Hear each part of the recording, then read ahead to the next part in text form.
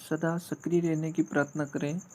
प्रार्थना आत्मबल की कामना है और विश्वास भी है। जानिए कैसी हो हमारी प्रार्थनाएं। पिछले दिनों एक बच्चा मुझसे अपनी हिंदी की पाठ्य पुस्तक से कुछ कविताएं समझने के लिए आया। पुस्तक में आत्मत्राण शीर्षक से भी एक कविता थी जो वास्तव में रविंद्रनाथ ठाकुर के एक बांग्ला गीत अथवा कविता का हिंदी अनुवाद है। इसे प्रार्थना कहे तो अधिक उपयुक्त होगा। ये कवि रविंद्र की विश्व प्रसिद्ध कृति गीतांजलि में भी संकलित हैं।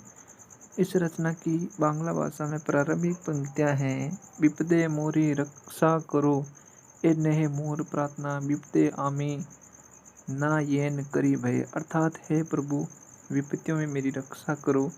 मेरी यह प्रार्थना नहीं अपितु विपत्तियों में मैं भयभीत न हूँ। मुझे केवल यही वरदान दो। आगे देखिए क्या कहता है कवि। आगे कहता है, हे ईश्वर, मेरे पीड़ा से व्यथित चित्त को सांत्वना दो। मैं ये नहीं कहता, पर अपने दुखी चित्त पर विजय पा सकूं, ऐसा आशीर्वाद अवश्य दो। संसार में संसार में यह संसार सागर में डूबने से मुझे बचा लो। मैं ऐसा नहीं चाहता। मैं तो बस संसार सागर में तैरते रहने की शक्ति मांगता हूँ। आगे देखिए कवि क्या कहता है। और अंत में कवि की प्रार्थना है कि हे प्रभु, मैं दुखों के समय तुझ पर संशय नहीं करूं, अपितु तुझ पर मेरा विश्वास अडिग रहे। ऐसा वरदान दो जिससे मैं आपका हमेशा स्मरण करता रहूं। आगे देखिए कवि क्या कहता है। किस प्रकार की प्रार्थना हमें करनी चाहिए। शांत चित्त के शब्द हैं प्रार्थनाएं। प्रार्थना वास्तव में हमारी इच्छाओं अथवा मनोभावों का ही एक रूप है।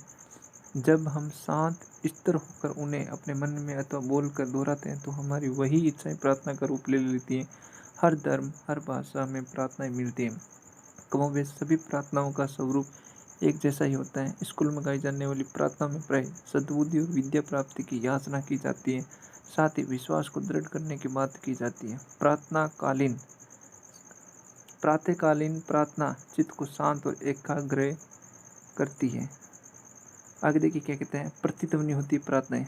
वास्तव में हमारे भावी प्रार्थना होते हैं, बेशक हम उन्हें मुख से उच्चारित करें या नहीं करें। यह यदि भावों की बात करें तो भाव हमारे मन में उत्पन्न होते हैं। प्रार्थना का अर्थ है मन में विशेष भावों को उत्पन्न करना। हमारे भाव ही पूर्ण तक प्राप्त करते हैं। हमारे मन में जैसे भाव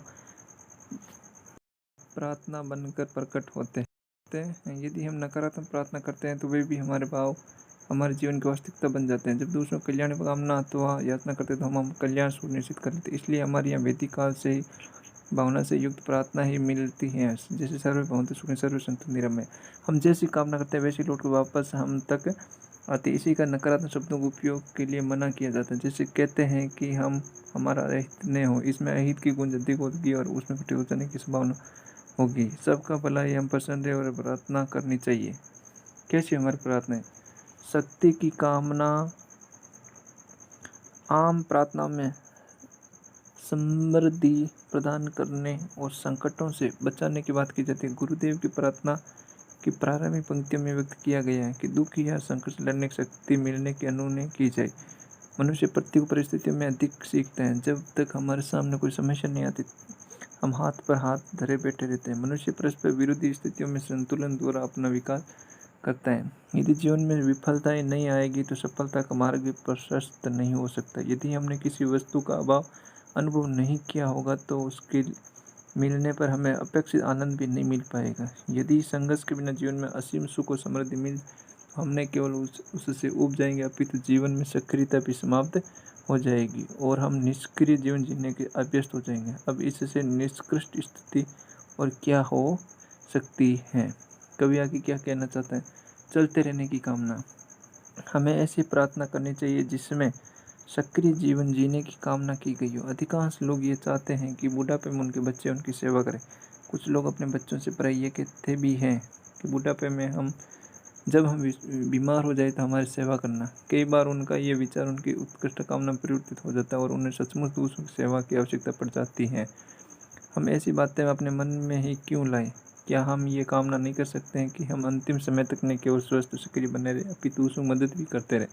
हमें केवल ऐसी ही प्रार्थना करनी चाहिए कि हम सदैव स्वस्थ रहे और किसी भी बोझ नहीं बने, और ये तभी संभव है जब जीवन में पर्याप्त सक्रियता हो। राह का आनंद लेने की चाह। जीवन में उतार चढ़ाव आते हैं, आएंगे ही, यही इस राह का सौंदर्य है। यहाँ जितना प्रगति का आनंद लिया जाए उतना ही उसे खो देने के समय में हौसला रखा जाए। काम ना हो कि ईश्वर पर हमारा विश्वास अक्षुण्ण बना। ईश्वर पर दृढ़ विश्वास ने केवल हमारी मनोदशा को सकारात्मक बनाने में सक्षम, अपितु इससे हम आशावादी बने रहेंगे। इन मनोभावों से युक्त व्यक्ति की विपत्तियों में धैर्य नहीं खोता और परिणाम स्वरूप जीवन में निरंतर आगे बढ़ता रहता है। हमारे अंदर का विश्वास हमें कभी हार नहीं देता, विषम से विषम परिस्थितियों में भी कोई न कोई रास्ता निकाल देता है। हमारे इस कहानी को सुनने से आपको अगर आनंद की प्राप्ति होती है तो हमारे चैनल को लाइक से